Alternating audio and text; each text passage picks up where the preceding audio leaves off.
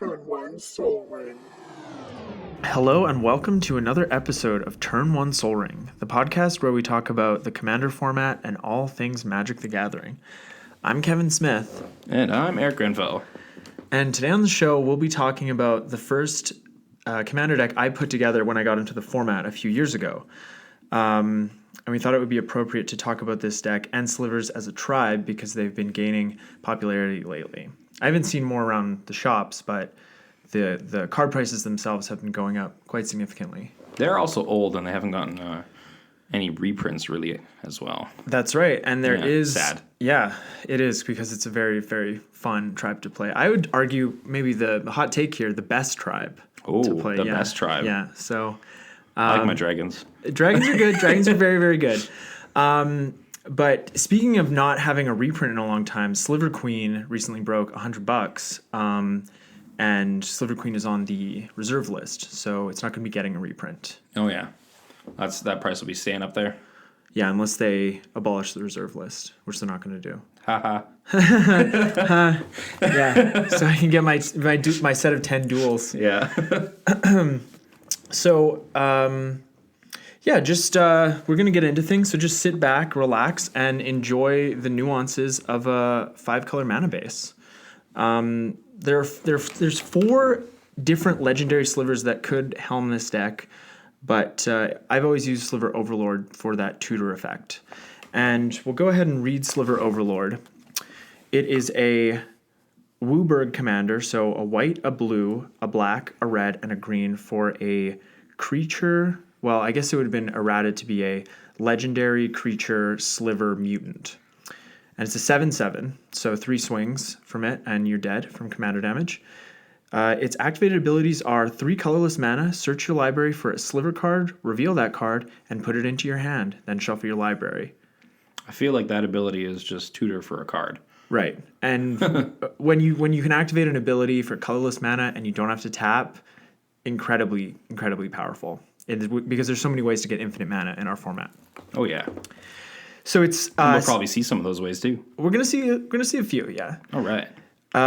So its second ability, which I don't use, but you could build a deck around this. It's also 3 colorless mana, to gain control of target sliver. And the effect doesn't end at the end of turn. You just control that creature until they get bounced or destroyed or removed in some way, shape, or form.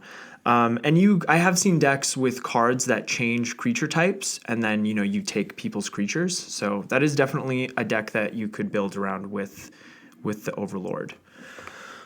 So is there any Magic news that we wanted to talk about? I think we maybe wanted to talk about Gideon's Spellbook, right? Oh yeah, you are right. So are they doing the same thing here where we get the pack of cards and one random one is a foil? Oh, that's a good question. Because that's how Jace happened. Yeah, I think they probably will do the same thing. But they all look like each card looks like it has new art except Gideon Jura. Yeah. And they all have the special spellbook border, which sort of reminds me of Planar Chaos. Remember? A little bit. When they did that like super saturated color borders. Yeah. I haven't even actually looked at like what's really in here. Right, so we've got Martyr's Bond, which is an enchantment that I'm not sure what format that card sees play in. But we do have a lot of reprint equity here. We've got Path to Exile, which sees play in Modern and Commander. That's really anything. Yeah. Path to Exile is just a good card. It's a great card. We've got I do like that art too. Yeah, oh yeah. Yeah. That's Gideon fighting against, I don't know who that is, some kind of demon anyway. Yeah. He looks it's the backside. He looks pretty ripped, whoever he is. Already. We've got Rest in Peace, also a card that's been creeping up in value since its last reprint, which was Masters 25, I think. Just a great card. Great sideboard card. With the Modern format, we see some decks playing at main board because those graveyards are ugly. Oh, yeah. Yeah, for sure. Shielded by Faith, which is a fun aura. Enchant creature is indestructible, and whenever a creature enters the battlefield, you may attach Shielded by Faith to that creature. So I run that in my Sigarda deck. Oh, yeah. Very good card. I have that in my Firesong Sunspeaker deck. Oh, I love that deck. Cool. Yeah. True Conviction, which is good. I think True Conviction only sees play in Commander. I think so. Which is 6 mana. Yeah, it's pretty intensive because it's 3 white and 3 colorless. For an enchantment, creatures you control have double strike and lifelink. So Pretty powerful though. Yeah, in a token deck, that card is going to win you games and gain you a lot of life. Ooh, yeah. Oh, and they reprinted Worship. Hey, look at that too. I think Worship was originally printed in Urza's Saga, so it hasn't had a reprint since then, and I think that card is pretty valuable. There are like white border. Oh, from like a core set, an old core set? Yeah, like 7th or 8th edition or something. Okay. So there are some of those out there too. But other than the only black border one is the Urza's Saga. Okay. So yeah, I like seeing that card again. And can you read Worship from there? Worship is if you control a creature, damage that would reduce your life total to less than 1 reduces it to 1 instead. So if you have creatures out there, you ain't dying.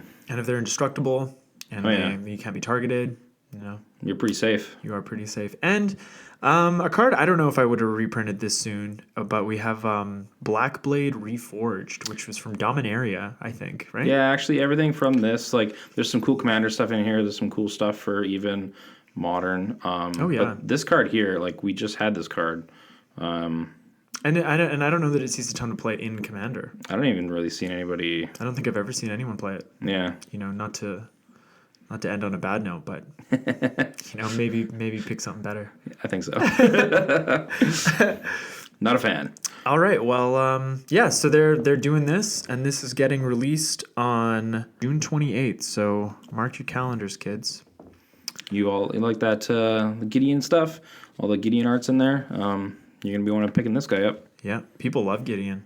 They do actually. Yeah. He made it to. There was a Planeswalker battle that they were having on Facebook, Twitter, and Instagram where you could vote. Gideon made it to the semifinals, so wow, pretty popular. Has that finished yet? It actually did finish. Who won? Good old Liliana. Of course. Yeah. I mean, she had that trailer. It was awesome. It was a good trailer. When we want Liliana. Yeah, absolutely. All right, well, we talked a bit about our first commander choice, or we talked a bit about the last commander decks that we built in the last the most episode. recent ones. The most recent ones. But have you ever built a tribal deck before, Eric? A commander tribal deck? I personally actually have not built a tribal commander deck. So what was the first commander deck that you built, or did you get a pre-con? My first commander deck was a pre-con. I ended up getting Mizzix of the Ismegus. So I joined in when they had the experience counters. That's a pretty broken mechanic. Which was a pretty broken mechanic. Yeah. It's fun. It's super fun, especially when you're the player on the other side of the table and you can't get rid of the experience counters. Oh, totally. Just a little thing, the Mizzix of the Ismegus, whenever you cast an instant or sorcery spell, you get an experience counter. And instant or sorceries cost 1 less for every single experience counter that you have. So spell slinging gets real cheap. X-spells. Yeah. Lots of X-spells. Yeah, burn people in the face. Oh, yeah. Drawing lots of cards. Yeah.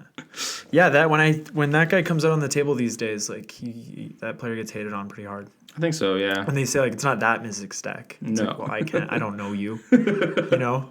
I don't know what you like to play. I don't want to get got. No, of course not. Nobody wants to get got. We're going to move on to the first topic we're going to talk about for this deck, which is win conditions. So I originally built this deck as a true tribal build. So that would be only creatures that are the Sliver creature type. Mm-hmm. It's sort of a purist way to build these decks. But it didn't really win as often as I thought it could. And at the time, I didn't know about the 4-card Sliver combo, which is the primary win condition for this deck. And some of you probably know what that is. You've probably seen it done or done it yourself. But I'll just explain the combo. So it's 4 cards. One of the cards is either of the slivers that can produce mana. So it would be Gemhide Sliver or Mana Weft Sliver. And they're both 1 and a green for a 1/1. And they both have the ability, Sliver creatures you control add 1 mana of any color to your mana pool. The only difference between Mana Weft Sliver and Gemhide Sliver is that Gemhide Sliver is sort of the older generation of slivers, and that means that their abilities affect all slivers. So it's a global effect. It affects your opponent's slivers if they have them, but I don't really run into that too often.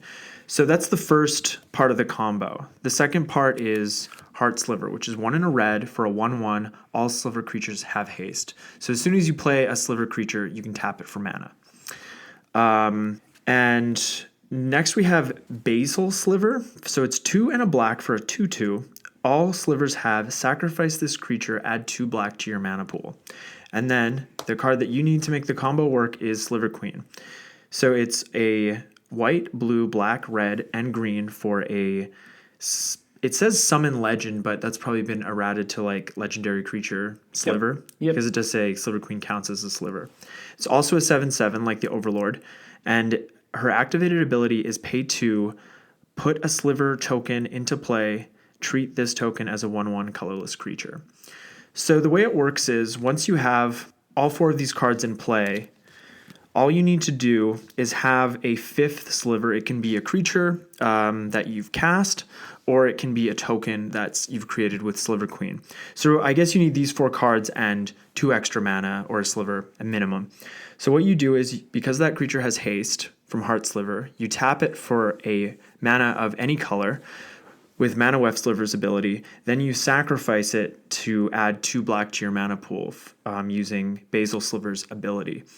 And each time you do that, and then you use that 2 mana to make another sliver creature token, which has haste, and then you tap it for a mana of any color, and you just rinse and repeat. So every time you do that, you're netting 1 mana of any color, and it basically gives you infinite mana. So you can, if Sliver Overlord's not on the battlefield, you can cast him, then you can use all that mana to search for all your slivers, or what you can do, much easier, is you just keep making sliver creature tokens with haste, and when you have enough to overwhelm everyone, you just attack and win the game. That's the combo. Cool. Pretty straightforward. Infinite mana, loop it around, swinging for that kill. Absolutely. So there's a few more cards in this deck that aren't part of the combo, but they definitely help in getting combo pieces out a lot faster. And you've got those cards over there, Eric. What are those? What are those ones? Alrighty, so we do have a few. Some of the combo backup stuff here. First one we're going to talk about is going to be the Intruder Alarm. It is a blue enchantment, so 1 blue and 2 colorless. Creatures do not untap during their controller's untap phases. That sounds awful. Yeah, I like to attack, and if we can't do anything, we're tapping our slivers for mana. What's going on here? Yeah, how are we going to untap them? But also, whenever any creature comes into play, untap all creatures. So that's any creature. Obviously, we are the ones that are making the slivers. We're making the sliver tokens, so we're going to keep untapping our own stuff. If for some reason, this is at a different point in the game, if somebody else plays a creature, it still untaps all of our creatures as well. Which can be beneficial. I would say so. Yeah. Yeah. Another card here that I've definitely seen a lot of play. It's a green creature, Seedborn Muse. So it's 2 green and 3 colorless. I'm sure many of you out there have seen this card before. You untap all permanents you control during each other player's untap step. So when we have all our creatures tapping for mana, we can just do stuff on everybody's turn. Search our libraries for creatures. Yeah. Yeah. Tons of value there. Seedborn Muse is a great green creature. And then probably one of the newer cards in this deck, I would say. We have good old Paradox Engine. Now this is an artifact that costs 5 mana. Whenever you cast a spell, untap all non-land permanents you control. That's a cast trigger. So even Yeah. if it gets countered, you still get the untap effect. Which is super powerful. Yeah. This card is seen in a lot of combo decks. Definitely fits right at home with the slivers as well, I would say. Oh, yeah. Yeah. Love that card. Yeah, even if you have, like mana rocks and stuff like that, it just like untaps everything. Anything you want to use an ability on again. Oh, yeah. Yep. Fantastic. So the last couple of cards in this category are Training Grounds and a new card from Ravnica Allegiance that does the same thing, which is Biomancer's Familiar. So Training Grounds is 1 blue for an enchantment. Activated abilities of creatures you control cost up to 2 less to activate. So that would make Sliver Overlord's ability cost 1. This effect can't reduce the amount of mana and ability cost to activate to less than 1 mana. And Biomancer's Familiar does the exact same thing with a secondary ability that just is completely superfluous doesn't in this matter. deck. Doesn't matter. Doesn't matter. But Training Grounds is strictly better because it only costs 1 blue instead of Biomancer's Familiar, 1 blue and 1 green to cast. Also, Biomancer's Familiar is a creature. It's a 2/2 creature, so easier to remove. Yeah. Yeah, the enchantments are probably going to have a better chance of staying out there. So Yeah, I would say that enchantments are probably the hardest permanent to remove in our format. yeah, because it's only like white and green that really have the good enchantment removal. Definitely. If you go into other colors, you need like the permanent removal, like Scour from Existence or Spine of Ishsaw or Meteor Golems. New one, they always cost 7. Yeah. Which is great. So let's go over a few key Sliver cards in the deck. Every Sliver in this deck, was chosen specifically, but they, these are the Slivers that you really want to see in your hand the most often. Really the meat and potatoes here of the, Absolutely. of the Sliver tribe. Oh yeah, you got it. Alrighty, so let's get started here. We do have the Crypt Sliver. So he's 1 blue, 1 of anything. All Slivers have tap, regenerate target Sliver. Oh yeah, and we also have Sliver Hive Lord. So these cards are both in the deck to protect our board, and Sliver Hive Lord could also be your commander. It's 1 of each color for a legendary creature Sliver. For a 5/5, Sliver creatures you control have indestructible. All right. Yeah. That's just like a permanent thing out there. Yeah, this you have to tap and target. Yeah, so sometimes it's not... There could be some times when you can't target your guys for some reason. They have Shroud maybe. Yeah, they maybe have Shroud or something like that. We'll get to that. Yeah, and then there are also board wipes out there like Wrath of God that says you cannot regenerate. Absolutely, So yeah. that does come into play. Yeah, and I think most board wipes don't say that, but it's definitely a corner case. Yeah, some or of the there's older ones. There's like a minusing effect where it doesn't matter if the creatures have indestructible. Yeah. Also very powerful. You should be running those cards like Toxic Deluge. Which we talked about already. Yeah, So exactly. Yeah. Great card. Let's get on to another one here. We have the Root Sliver. This guy is 1 green and 3 of anything. It's a 2/2. Root Sliver can't be countered, and Sliver spells can't be countered. That's pretty nice. Definitely good against blue players. Oh yeah. You just want to get yours. You only have 1 of each. You want to get them on the battlefield and doing their thing. So that's just a really great way to protect your Slivers before they get to the battlefield. Get out of here, blue players. No, they're fine. We're both blue players. We're both blue players. Just if you're playing this, That's it. Get out of here. You can't count my stuff. Another quick Sliver here. It's Quick Sliver. It is Quick Sliver. So it's 1 green and 1 of anything. It's a 1/1. You may play Quick Sliver anytime you could play an instant, and any player may play Sliver cards at any time he or she could play an instant. It is an older card here. That really flash. just means flash. Yeah, it has flash. Sliver spells have flash, which is really great because most of the time you don't want to be searching your deck for Slivers during your turn. Sliver Overlord's ability is an instant speed ability, and one of the first creatures I will search for often is Quick Sliver, so that I can just cast it on the end step before my turn after I've searched for it, and then I really don't have to do too much on my actual turn, unless I have Seedborn Muse, and then I'm untapping so much that it'd be stupid not to. For sure. And then like when you see that card, you can do it when people's shields are down. You can be really unassuming about it because they don't even know you have that particular card. Absolutely. And then just end up going off. So I think that card's really pivotal to getting to the combo. Couldn't agree more. The first just 2 color Sliver that I have here is the Crystalline Sliver. It's 1 white and 1 blue. Slivers can't be the targets of spells or abilities. You could also say that this would just give all of your Slivers Shroud. Yeah. They've never done a hexproof Sliver. I think that might be too good. Yeah. A Sliver that gives all your creatures hexproof. And this is one of the older cards that affects all Slivers, so not just your own on the battlefield. And I have run into situations with Crystalline Sliver and Crypt Sliver where they have Shroud and they can't even target themselves with the regenerate effect. Yeah. So you will run into that issue sometimes. A little awkward, but probably still beneficial. Absolutely. No, definitely a corner case. Yeah.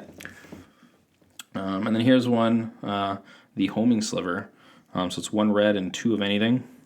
Each Sliver card in each player's hand has Sliver cycling, which Sliver cycling is pay 3 of anything, discard this card, search your library for a Sliver card, reveal it, and put it into your hand.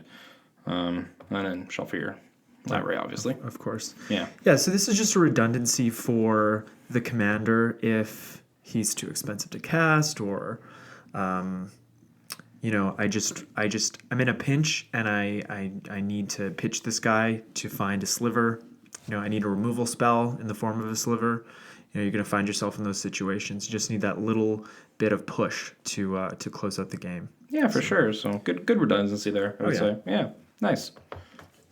It's got that sweet, what is that, Future Sight border? That's the Future Sight, yeah. I love that Future Sight border. That's pretty cool. That's OG Tarmogoyf, right? Is the Future Sight border. You got it, yeah. I like that a lot. So this deck does have a few other tutors in the form of spells that can find creatures when our commander's out of commission. So those cards are Green Sun Zenith, which is a X and a green for a sorcery. Search your library for a green creature card with converted mana cost X or less, put it onto the battlefield, then shuffle your library. And the best part is you get to shuffle Green Sun Zenith into its owner's library. All the Zenith cards do that. Yeah. Green Sun Zenith's definitely like a good commander seal. If you're playing green, you can just tutor a creature and right onto the battlefield. Right on the battlefield, pops back into your hand at some point. That's a super strong card. Yeah, you get the ETB trigger. Just win. The next tutor we're running is good old-fashioned Vampiric Tutor. Love this card. 1 black for an instant. Search your library for a card, then shuffle your library and put that card on top of it. You lose 2 life. Oh, no. So, yeah. I mean, the 2 life isn't bad, but this card, if you don't have a way to draw cards on the same turn that you play it, you know, it is card disadvantage. Normally, you'll play it at the end step before your turn. Usually, yeah. But you really are getting 2 for 1. You're going to draw that card, but, you know, it still doesn't feel too good to be down a card.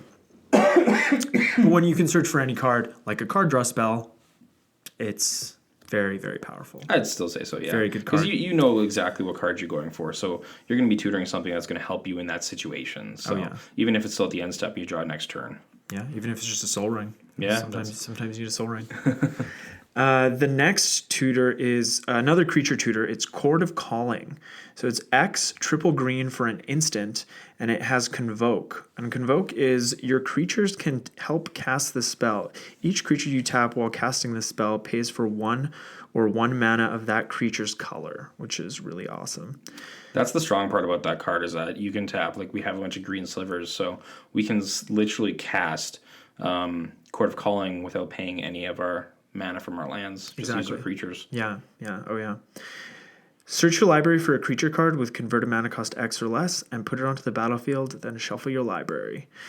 So, you know, this is like Green Sun Zenith, but it's instant speed, and, you know, sometimes we don't even have to use our lands to cast the spell. So that card is very, very powerful. Yeah, I love Chord of Calling. Needs a reprint. Doesn't need a reprint. Yeah. Again, yeah, I love that card. It's so good. And this last card, which I really don't see a lot, is Wargate. Oh, yeah. So it's X and a green, a white, and a blue, or Bant for a sorcery. Search your library for a permanent card with converted mana cost X or less, put it into play, then shuffle your library. So search for a permanent card. Yeah.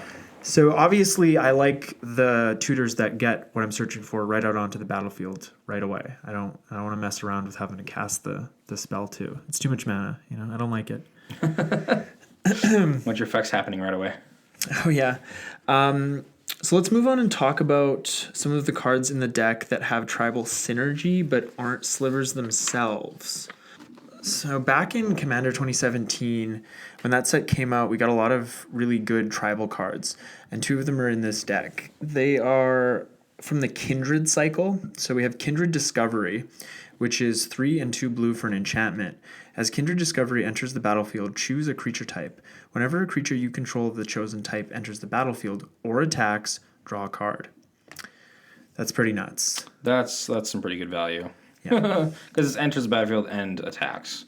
Yeah, sometimes I'll just attack to get the card draw. You know? Yeah. Yeah, absolutely. And if all your slivers have haste, you can play a couple, draw cards, swing, draw more cards. Yeah, that card is just amazing. The second card in the cycle that we're running is Kindred Summons. So it's 5 and 2 green for an instant. Choose a creature type. It's usually slivers. Reveal cards from the top of your library until you reveal X creature cards of the chosen type, where X is the number of creatures you control of that type. Put those cards onto the battlefield, then shuffle the rest of the revealed cards into your library. So it's not just reveal X cards, it's reveal cards until you hit X of the creature type that you have. So if it's 5 slivers, you might reveal 15 cards. As long as you hit 5 slivers, you're good. So this card is like, if you're winning the game, you're probably just won the game. Probably. Yeah. That's a powerhouse tribal card again. Very good card. And like, it's an instant, right? It's Yeah. just so broken. It's like, oh, we'll make it 7 mana to kind of make it a little harder to cast. Oh, yeah. It's not coming till later for like when you win the game. So the last card is an older card that I want to talk about. It's pretty interesting. It's called Mana Echoes, and it's from Onslaught. It's 2 and 2 red for an enchantment. Whenever a creature comes into play, you may add a colorless mana to your mana pool for each creature you control that shares a creature type with it. This card's quite interesting. This is the first time I've actually read this card was today. Yeah, so I'd like to go over a couple of tricky details about this card that you guys may not know, especially if you're just getting into the commander format. The creature that comes into play counts toward the colorless mana count that Mana Echoes gives you, and even if a creature comes into play and it's the only one of that creature type, you'll get 1 colorless mana. So on an opponent's turn, you're going to get that mana, but only you. Yeah. So, remember that detail if you're ever running a deck like this and you have 2 mana and you just need 1 extra to activate Sliver Overlord's ability to search for a card, a Sliver card. This card is especially good with the Sliver Queen. The Sliver Queen, yeah. Absolutely. Yeah. Yeah. And even like obviously Sliver Overlord as well.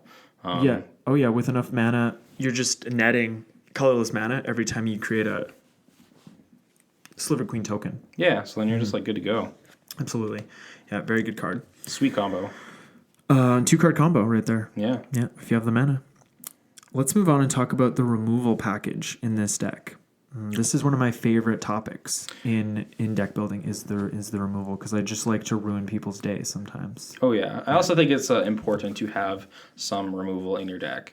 I have seen a lot of times when people start playing Commander, and they just play all the cool cards that they really like, which Absolutely. is always fine and stuff, but They don't eat their vegetables, right? yeah.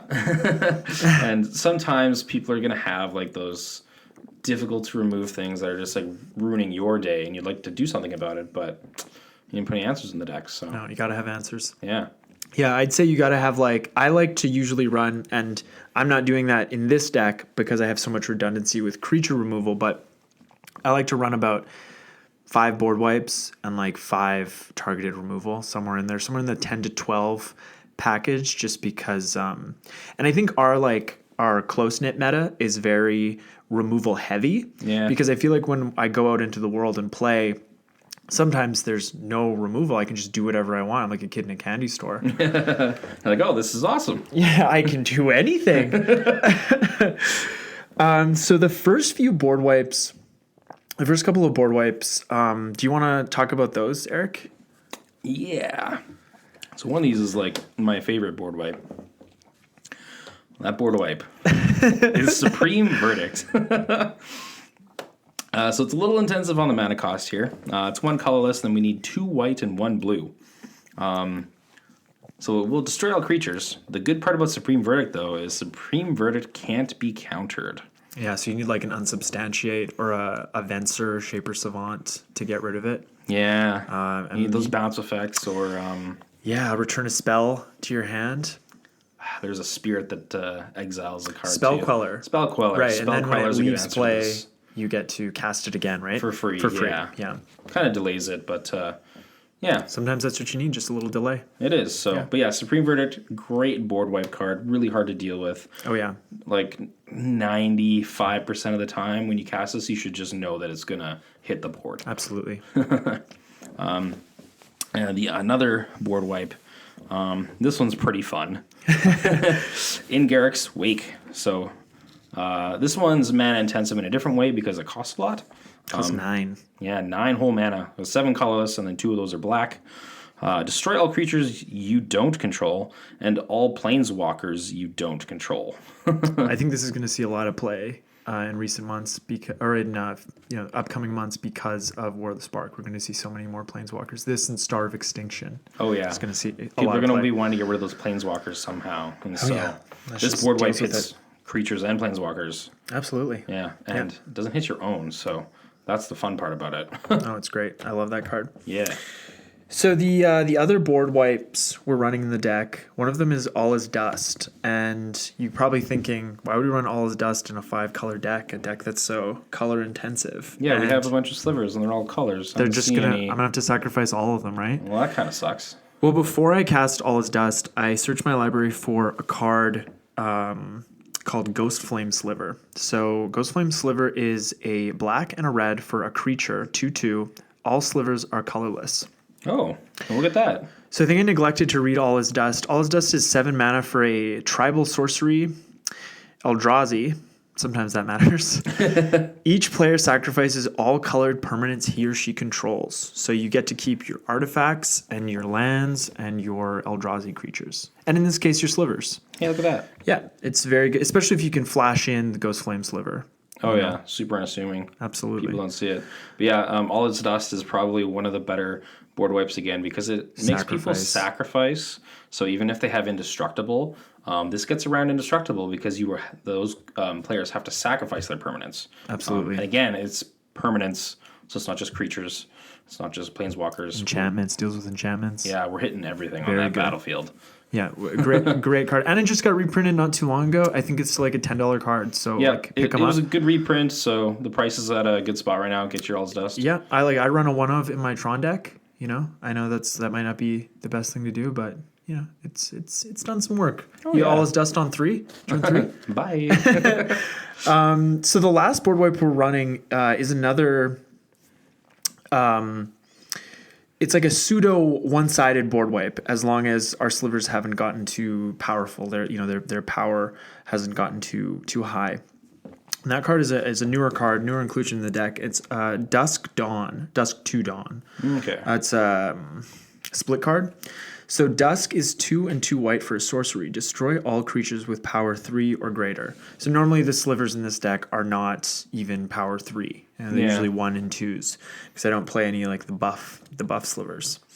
And Dawn is 3 and 2 white for a sorcery and has Aftermath. So cast this spell only from your graveyard, then exile it. Return all creature cards with power 2 or less from your graveyard to your hand. So this is a great way to either wipe the board or later to get all your slivers back out of your graveyard to your hand. And you can probably even do that on the same turn as well. Absolutely. One of those situations that you're in. Or somebody's just board wiped. Yeah. Yeah. Also a very great inclusion in those Arcades decks. Oh yeah. Because all your creatures are like 0 power, 0 or 1 power, very low power. You'll probably end up getting a lot of them back. Oh, for sure. So the next topic, this isn't the next topic. This is a little subtopic in the removal topic, which is spot removal. And I think we talked about in the last episode that counter spells are a form of spot removal. Yeah, I can see it as that. I'm not running any counter spells in the deck, but if I was, do you have any suggestions on like what would be some good counter spells to run? Obviously, like counter spell is a very good card. Counter spell is always just one to run if you're doing blue, just because it's just 2 blue counters a spell. Super good. Oh yeah. There's 3 cards that kind of do the same thing and they have the same mana cost. They're really great in Commander. So these cards are Dissipate, Fairy Trickery. Oh yeah. And there's an Eldrazi one slipping my mind right now. Void Shatter. Void Shatter, thank you. So all these counter spells that cost 1 colorless and then 2 blue, so 3 in total. But not only does it counter the spell, it exiles it as well. So this is just really good. Like if you're having other counter spells that are 3 mana, this is a better one to run because it also has that exile clause in there. So it's just like if you end up running into somebody that can get stuff back from their graveyard, you just don't have to worry about it. Whatever you're countering is just gone. Yeah, so you're saying don't run cancel. Yeah. Cancel is like, don't run that.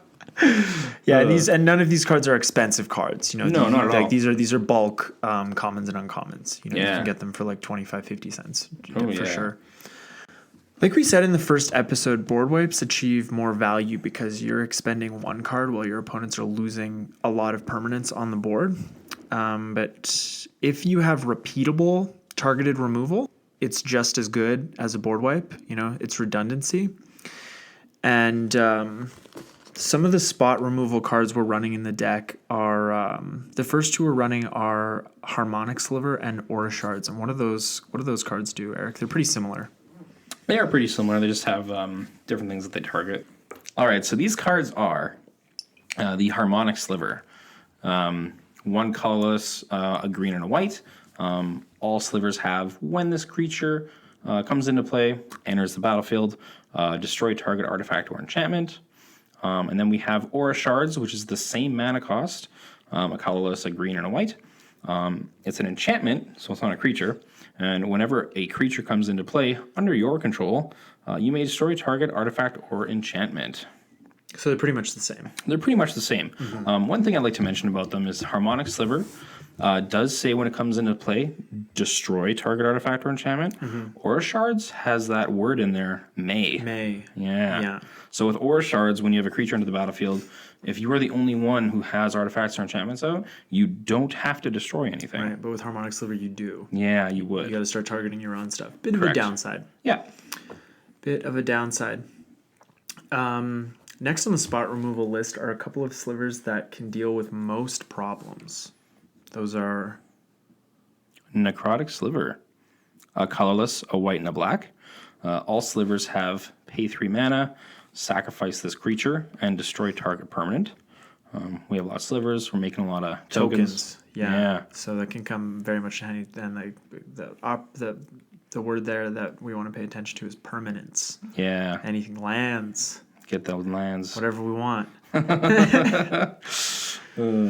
Have you ever wrathed everybody's lands on the board? I've done that when I was sort of down in the dumps and I couldn't get I could get infinite mana, but I couldn't get a lot of my slivers. A lot of them had been exiled, but with Sliver Queen and Mana Echoes and Necrotic Sliver, I had enough mana where I could wrath everyone's permanence and win the game that way. People usually concede. Yeah, if you don't have anything left, you're like, well. Draw go.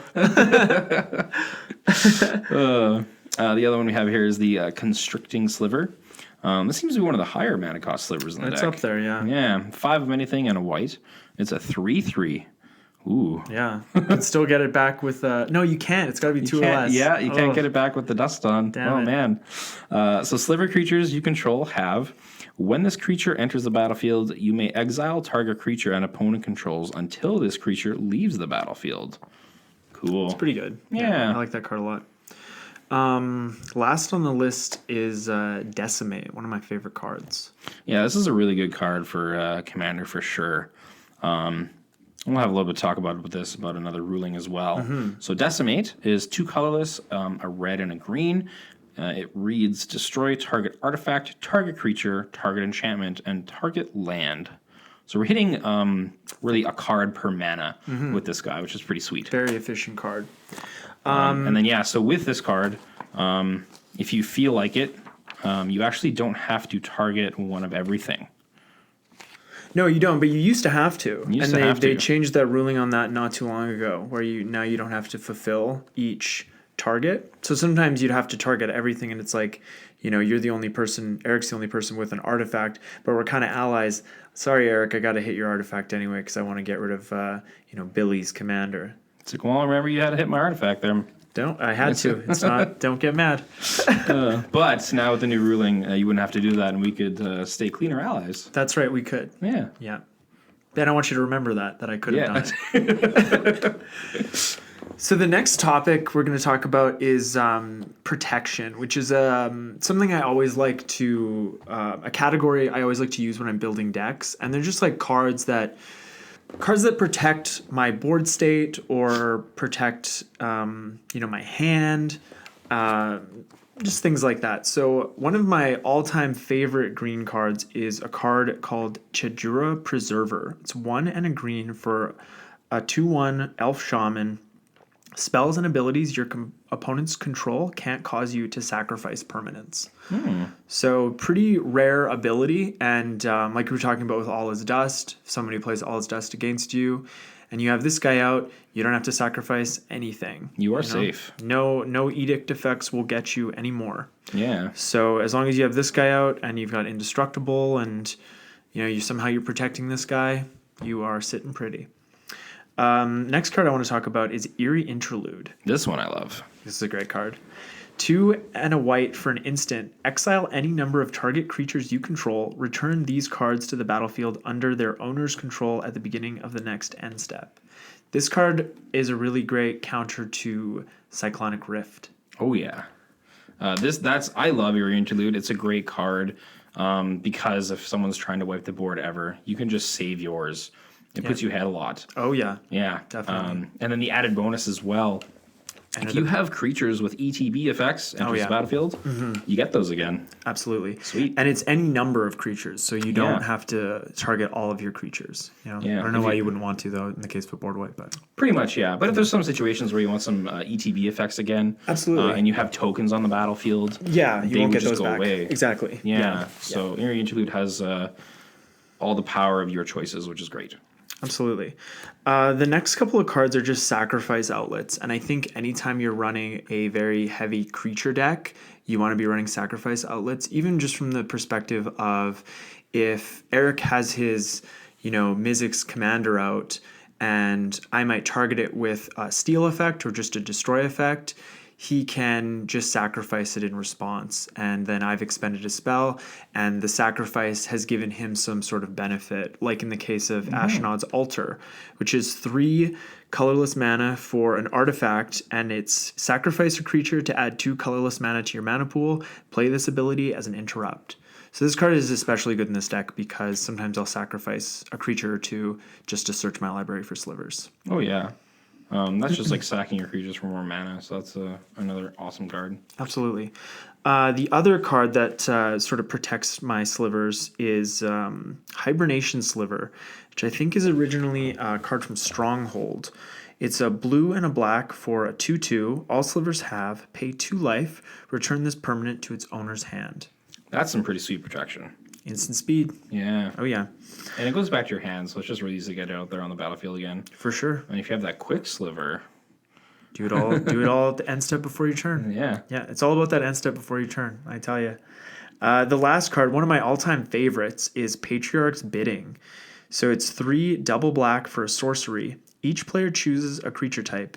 Each player returns all creature cards of a type chosen this way from his or her graveyard to play. Ooh, to the battlefield. Gets them right back out there. Yeah, you can probably guess what I choose. Oh, would that be like worms?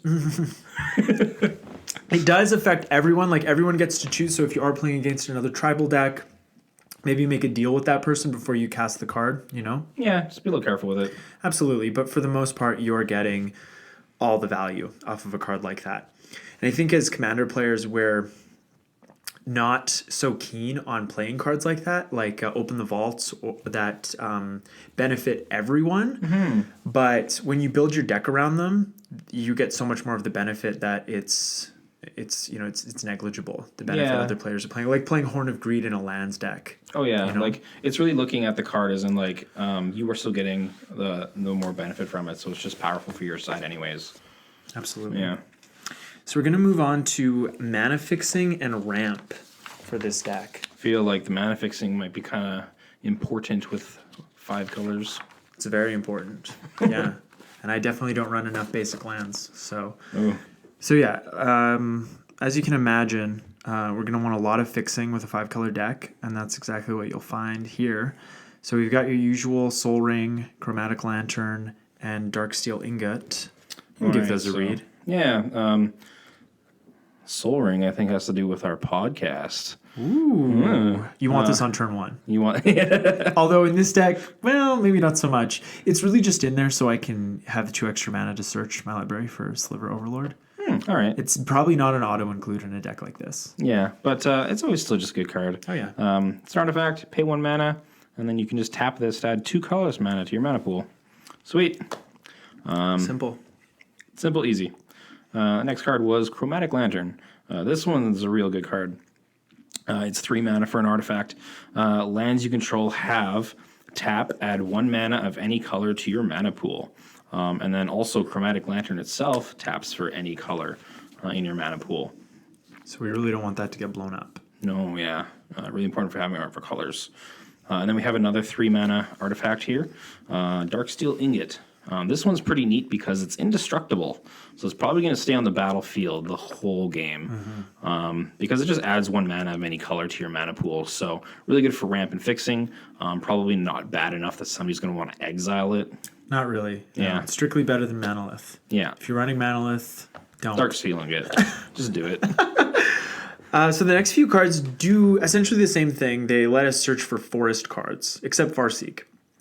So Farseek is 1 and a green for a sorcery. Search your library for a plains, island, swamp, or mountain card and put it onto the battlefield tapped, then shuffle your library. So the only thing you can't search for in that scenario is a forest. Nature's Lore, 1 and a green. Search your library for a forest card and put it into play. Doesn't even have to be tapped. Nice. And it's just a forest card, so you can get dual lands. Anything with the forest land type you can get.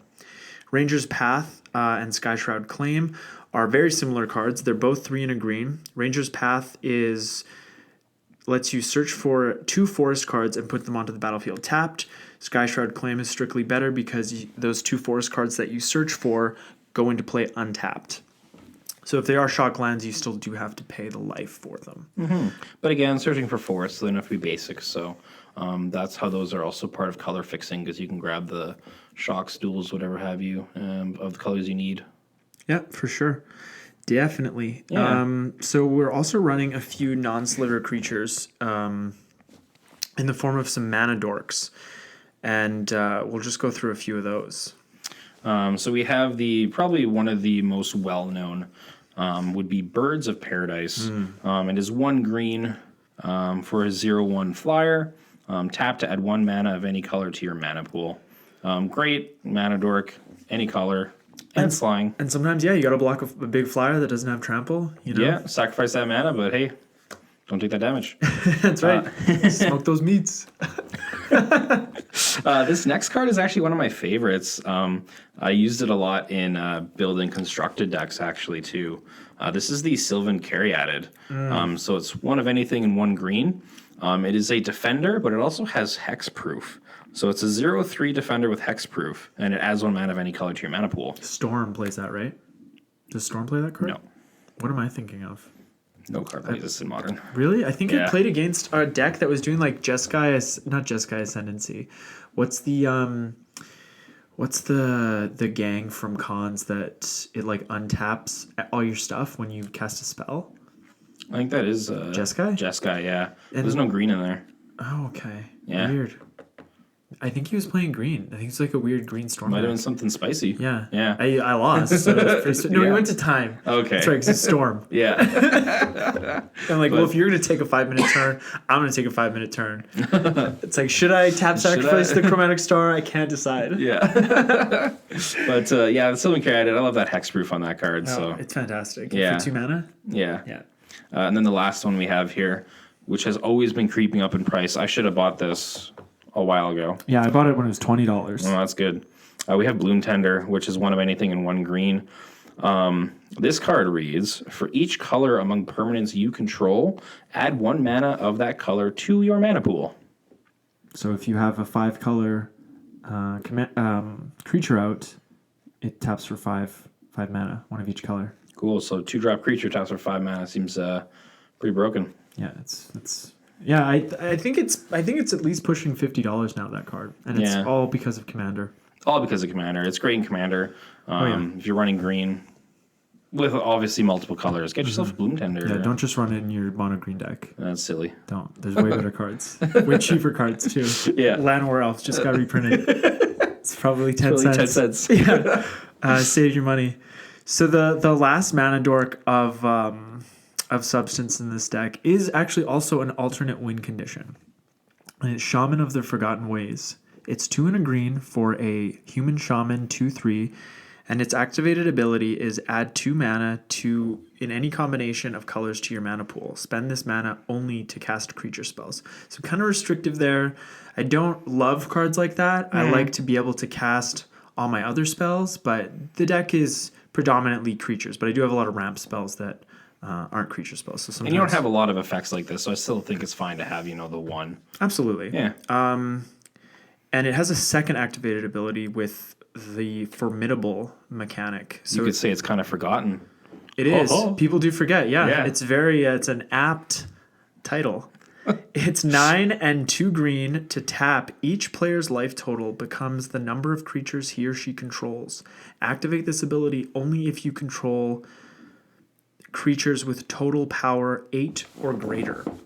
All right. So it's usually not that hard to have creatures with total power 8 or greater in this deck. And, if we're in a pinch and we have, 5 or 6 creatures, some decks don't even play creatures. Yeah, that's true. Or they play 1 or 2, or they just happen to have none on the battlefield at the time you activate this. And people do forget about this ability. Yeah. And 11 mana really isn't that much. Not in this deck. No, No. definitely not in this deck. Yeah, it costs so much mana, so people tend to forget about that. But I could see probably like something really fun to do would be with the sliver there that can take out any permanent. Oh, Necrotic Sliver. Necrotic Sliver, thank you. Let's just shoot down everybody's creature and then Shaman, and I think you just win. That's a fun way to win, I think. Absolutely. Yeah. And this card should probably be banned because Biorhythm does the same thing, and it is banned. Yeah, look at that. But this is a creature, so it can be removed. That's right. No one's people can see it coming. It's not like you could just throw a boots on it, do it the same turn. No, you just can't do that, No, right? you can't. It's impossible. Oh, I've man. never seen that happen. So the last 2 pieces of ramp we're going to talk about are planeswalkers that I run in the deck. So the first one is Xenagos, the Reveler. He's 2 red and a green for 3 loyalty planeswalker, and we usually just use his +1 ability, which is add X mana in any combination of green or red to your mana pool, where X is the number of creatures you control. So you're usually getting a decent amount of mana, but he has a 0 ability that can protect him, which is put a 2/2 red and green satyr creature token with haste onto the battlefield. So he protects himself, and then he can add 1 more mana on his next turn to your mana pool. Seems pretty good. It's like his +1's kind of like a Gaia's Cradle, but it also adds red. Yeah, his ultimate, I've never gotten to his ultimate in this deck, but it is actually pretty good. It's exile, that's -6, exile the top 7 cards of your library. You may put any number of creatures and or land cards from among them onto the battlefield. Yeah, it's pretty good. It's pretty good. But you could whiff and just not Be sad. Be sad because they're going to remain in exile. Yeah. The second walker is Kiora, Master of the Depths. 2 a green and a blue for a 4 loyalty planeswalker. Her +1 is untap up to 1 target creature and up to 1 target land. So that's usually what we're doing with her, is just untapping, to get 2 extra mana each turn. Untap that Bloom Tender. Yeah, Hey. that's very good. Her -2 is reveal the top 4 cards of your library. You may put a creature card and or a land card from among them into your hand, put the rest into your graveyard. That can be that definitely can be a good, powerful ability, but she's really in here for the first one. Just keep plussing her. I guess you can find yourself in a stuck position. Absolutely. Sometimes you do need to dig. Yeah. So we're just going to briefly touch on the land cycle in this deck. So the cycle, we're running a few cycles of lands. I didn't go like nuts on the lands in this deck. Wow, there's quite a few 5-color lands, eh? I mean, you are running 5 colors. You're right. You're right. So I am running a full set of the Khans Fetchlands. It would be better if I was running the enemy Fetchlands as well, but I just didn't pick them up when they dropped in price, and now they're all Back up there. way back up there. Just to help out the wallet, it's nicer to... At least have some. And you don't need these fetches. You can run like Terramorphic's Expanse and Evolving Wilds. And some more basics. Absolutely, for sure. And we do run like a fetch like Crows and Verge, which is a very good fetch land. It Crows and Verge comes into play tapped. You can add a colorless mana to your mana pool, and you can pay to tap sacrifice Crows and Verge. Search your library for a forest card and a plains card and put them onto the battlefield tapped. So you can get duels with this. That's awesome. It doesn't say that you have to get basics. Yeah. We're running a few utility lands like Reliquary Tower. You have no maximum hand size. Volrath Stronghold taps for a colorless mana, or you can pay 1 and a black, tap it to put target creature card from your graveyard on top of your library. So that's good when you just need to get some creatures back, Get back part of your combo. Oh, yeah. We're running all 10 Shocklands, and those just got reprinted, so if you want to pick them up, now's the time to do it. Now's a good time to do it. Or maybe when they rotate out of standard, do you think they'll be a little cheaper then? That's actually an interesting question, I think. I wonder, we'll have to see. Yeah, we'll have to see, because they definitely are played a lot in Modern and Commander. They're played heavily in any format that can play them. Yeah. And then with the reprints, I think out of Standard, I want to say maybe like a couple dollars, but it's not going to be anything like super steep that you're like, yes, now's the time. So if you just pick them up now, I don't think you'll be hurting about it. No, because they're gonna surpass that value, because who knows when they'll get reprinted again. Exactly. Right? They probably will, but we just don't know when. Exactly. So we're running a few of the Battle Bond lands, which you should also pick up now before they get too expensive. I think some of them are just starting to approach $10 now. I think so, yeah. I should pick these up earlier. I myself don't have any and should jump on that. They're just great. They don't enter tapped. They were made for our format. Yep. I sort of like to think of Battle Bond as Commander Masters. Yeah. I hear a lot of people say that. Oh yeah. We're running some of the Pain lands. Those are the lands that tap for one of 2 colors, but they deal 1 damage to you. But you can always just tap them for a colorless mana and not take any damage. And sometimes you need to do that when you're just searching for slivers. Yeah, so really I find that like lands like that is just early game when you need the colors. That's when you're taking damage. Definitely. Usually late game you'll be fine. So yeah. They're still pretty good to run in Commander. I think they are. And most of them are relatively inexpensive because especially the allied ones, they've been reprinted so many times that they're not very expensive. And because you take damage from them again, they're not too expensive. Yeah. And I think the enemy colors were just reprinted in Magic Origins, which was, that was a few years ago now, but they're still pretty cheap, all things considered, as far as duels go. So, we're running Cavern of Souls. You kind of need to have that in a tribal deck. Tribal deck, that's a staple card. Absolutely. A Cavern of Souls is basically a card. You just choose a creature type. The nice part is that when you use the mana from Cavern of Souls to cast a creature, it can be countered. So you're safe. Yeah, and it taps for a mana of any color. Yes, I to forgot cast that too. Yeah. to cast that spell. Command Tower, great 5-color land that doesn't enter the battlefield tapped. Boom. What could be better? Yep. Forbidden Orchard. I really like this card because it's a fun card. It is a fun card because you can kind of make allies with it. So it taps for 1 mana of any color. But when you tap it for mana, you put a 1/1 colorless spirit creature token into play under target opponent's control. So, you make a little ally. Maybe they don't mess with your board too much. Or maybe you have to team up and take out a player who's getting out of control. Yeah, exactly. I know we've been in that situation. Just a little bit of value here and there. Yeah, it's great for politics. Absolutely. Mana Confluence. Yeah, just 5 colors. 5 colors. Yeah, you have to pay 1 life. Tap it for a mana of any color. Early game, not a big deal. And if you have Chromatic Lantern, you don't have to pay the life. There we go. Yeah. Path to Ancestry. This is a really great card from C17. A really great tribal card. The only downside is that it comes into play tapped. But you can add 1 mana to your mana pool of any color in your commander's color identity. And when that mana is spent to cast a creature spell that shares a creature type with your commander, you get to scry 1. That's huge in a tribal deck. Absolutely, especially because it's a cast trigger. So if the creature entering the battlefield would draw you a card, you get to do a little top deck manipulation. Yeah, that's sweet. Reflecting Pool can be a 5-color land. You get to add a mana to your mana pool of any type that a land you control could produce. So if you have Command Tower, you just get a 5-color land with Reflecting Pool. Boom. It reflects. Sliver Hive. Taps for a colorless, or you can tap it for a mana of any color.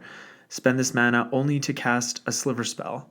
I think we have lots of those. We have quite a few of those. And, you can always tap it for 5 to put a 1/1 colorless Sliver creature token onto the battlefield. Activate this ability only if you control a Sliver. All right. Just one. You only need one. Unclaimed Territory, another newish land. Enters the battlefield. You choose a creature type. It taps for a colorless, or it taps for 1 mana of any color, but you have to spend that mana only to cast a creature spell of the chosen type. I always like to say that's like the poor man's Cavern of Souls. Yeah, really. definitely. Yeah. Yeah, because it's, lands like that are good because they still tap for a colorless mana. Yeah. You don't get the countering ability, but then again, like that land isn't very much money, so Unclaimed Territory is definitely like a really good land to have for your tribal decks. Especially this treasure chest foil. I like it. Yeah, Ixalan, baby. So we're running too few basic lands. I'm running, I think I'm running 6. Yeah, we're running 6 basic lands. Definitely 6. I think I'm waiting for a couple in the mail. I'm swapping out a couple of cards. Because I was running Ancient Ziggurat in this deck, but we'll talk about why I don't like that card. Cool. So let's move on and talk about some Trap cards? trap cards, yeah. What are we playing? Yu-Gi-Oh? Pot of Greed, right? Is that a trap card? No, it's just a card you play.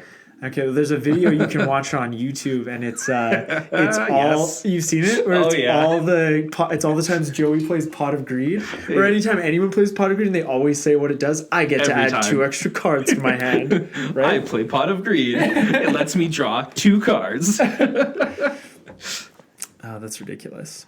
So yeah, trap cards. So these are kind of cards that you think would be good in the deck, but probably you shouldn't be running them. So the first few trap cards we're going to talk about, I'm not going to get into too many cards specifically, but there's a whole set of slivers, and they're mostly green and white, that buff all slivers' power and toughnesses. And those cards, when I first built the deck, I ran a lot of them, and I thought they'd be good against board wipes. But in most cases, it's just a mass destroy effect, right? They can be good against like minusing effects, but or cards like Elish Norn. Yeah. But I found that it was just easier to win if you just try to go and get broken mana as quickly as you possibly can. Just go for that combo to win. Absolutely. Probably on top of that as well, there's a couple artifacts that also buff slivers. Oh, yeah. I shouldn't say buff slivers, they buff your creature type. Right. So kind of the same idea. There's Door of Destinies. And that card is pretty interesting because it slowly gets stronger over the course of the match. This card reads... when it ETBs, choose a creature type. Whenever you cast a spell of the chosen type, put a charge counter on it, and then creatures you control of that type get a +1/+1 for each charge counter. So it's a cool card, but again, here, we're just going for that broken mana, so you don't really need to go for that. Yeah, and Coat of Arms is, I wouldn't say it's worse, but it's 5 mana for an artifact. Each creature gets +1/+1 for each other creature in play that shares a creature type with it. So if you have a goblin warrior, a goblin scout, and a zombie goblin in play, each gets +2/+2. Yeah, so... But if someone else has slivers, they're all getting the buffs for my slivers, so it's... You each get the buff from each other. You each get the buff from each other. So, and again, I'm winning with, a very large amount of tokens, so it's not really something that the deck needs. Right, it's just not how this build wins. Yeah, again, inconsequential. Exactly. That mana. Yeah. So yeah, I want to talk about cards like Ancient Ziggurat, and that card reads: add 1 mana of any color to your mana pool. Spend this mana only to play creature spells. And there's an artifact that does something different. I think there are several cards that are like this, where you can only cast certain types of spells with the mana. So Pillar of Origins is 2 mana for an artifact. As it enters the battlefield, choose a creature type. Tap to add 1 mana of any color to your mana pool. Spend this mana only to cast a creature spell of the chosen type.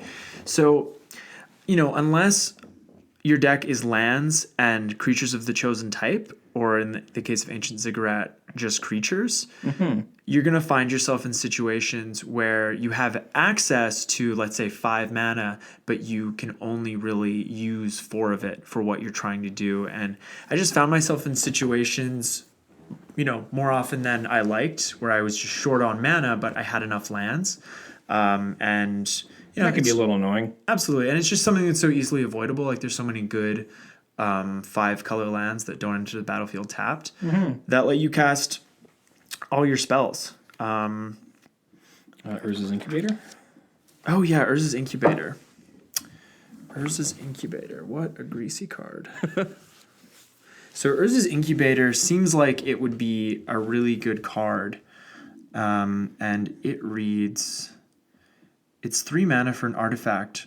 As Urza's Incubator enters the battlefield, choose a creature type. Creature spells of the chosen type cost 2 less to cast. So if you're running the slivers, like the newer age slivers that have bigger colorless mana costs, this card is good in that deck. This card is good in like a dragon deck, or really any tribal deck that has very large amounts of colorless mana cost, Eldrazi decks.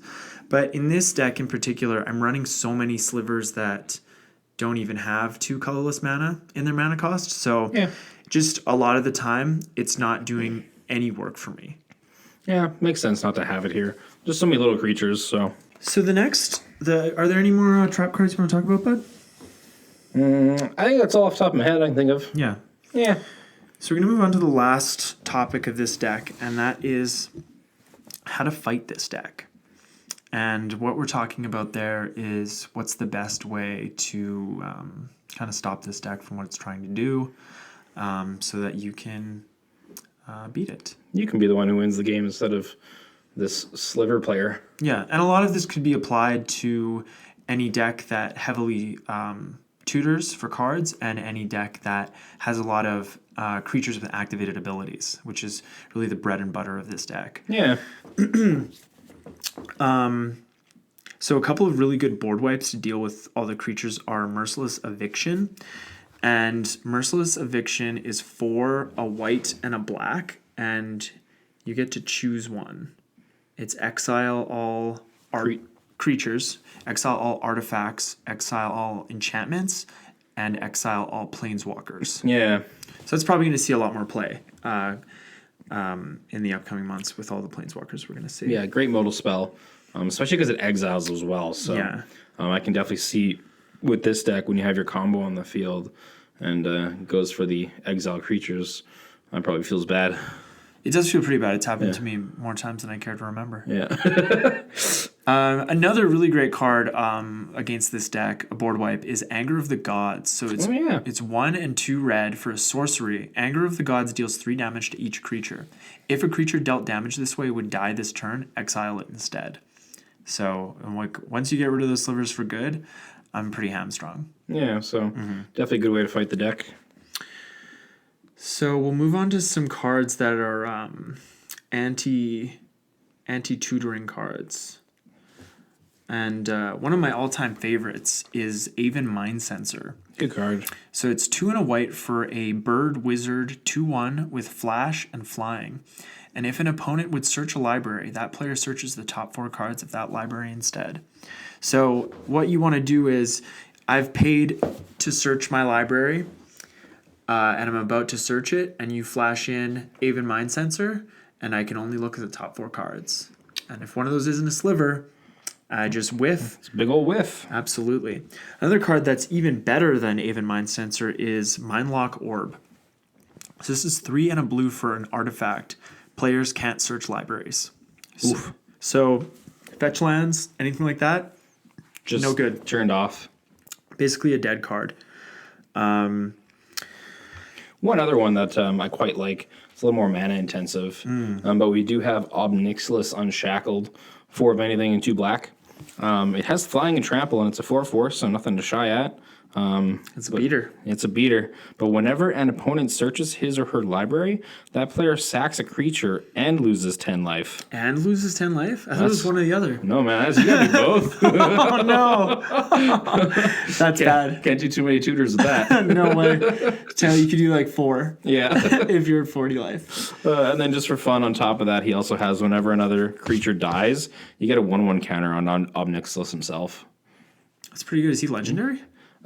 Yes, he is. So you only have 1. Yeah, or you could run him as your commander. You could run him as commander, yeah. Yeah, if your meta is just very tutor heavy, just build a deck around that guy, and people will stop playing those strategies. Yeah, or they'll just run more spot removal. Yeah, that They won't too. have a commander ever. So we're gonna move on to some cards that shut down creatures' activated abilities, and one you've probably seen on the battlefield a fair bit is Linvala, Keeper of Silence. Definitely seen that one a lot. 2 and 2 white for a legendary creature angel, so she can be your commander. She's a 3/4 with flying. Activated abilities of creatures your opponents control can't be activated. So you're fine. Yeah, it's fun to play that card because it doesn't hurt you. Yeah, but people don't like it and they will get you for it. Or they will try. It's putting an extra target on top of your head. Oh, yeah. And the next one is very similar to Linvala, but it's an artifact called Cursed Totem. It's 2 mana. Players can't... it's like... let me read the errated text. Activated abilities of creatures can't be activated. Oh, wow. So if you're not playing a very creature-heavy deck, or a deck where creatures don't have activated abilities, this card's great, you know, because it affects you, but it doesn't really affect you. Yeah, just build around it. Absolutely. So, do you have any other anti-Sliver Overlord cards? I have to say nothing off the top of my head. Yeah. Yeah, I don't run into too much trouble with it. I'd say like board wipes are the most common thing because usually people aren't running those you can't play magic effects very often unless their deck is totally devoted to it. Yeah, we used to have a guy in our meta like that who would play decks like that very, very often. They're good decks. Like Will's very fun to play with. Yeah. I will say on the note of those board wipes, there's a pretty fun one called Route. It's 3 of anything and 2 white. You may cast Route as though it had flash if you pay 2 more to cast it. So it's pretty much an instant speed board wipe. And they also can't be regenerated as well. So that's a nice little board wipe card. Yeah, board wipes with flash are not very common. And so when they do, it's extremely powerful because you're the first one that's going to get to rebuild if you play that on the end step before your turn. Exactly. And you can also wait for that shields down moment and then just get your board wipe in. Yep, everyone's tapped. Oh yeah, very, very good, very good card. All right, well, we're going to wrap up the show. Thank you, everyone, for listening. On the next episode, we're going to be talking about mine and Eric's favorite cards in the Commander format. Been looking forward to this episode. Yeah, me too. If you'd like to get in touch with us and let us know what you think about the show and any questions you have for us, you can find us on YouTube at Turn 1 Soul Ring, on Gmail at turn1soulringthepodcast@gmail.com, and on Instagram at turn1soulring_the podcast. You can follow me on Instagram at the Command Beacon. And Eric, do you have anything to plug? No plugs at the moment, Evan. Thank you, though. So I periodically do giveaways on my Command Beacon Instagram account. Usually when I hit a certain number of followers. So I think I'm going to do another one at like 500 followers. I'm not sure what I'm going to do. Cool. But I'd like to, with this show, get into doing like monthly giveaways using our podcast Instagram. So, like packs, standard packs, or, maybe some more exotic stuff like some Masters packs. We'll see how that goes. So, thanks for listening, and we'll talk to you guys very soon. We'll see you all another time. Turn 1 Soul Ring.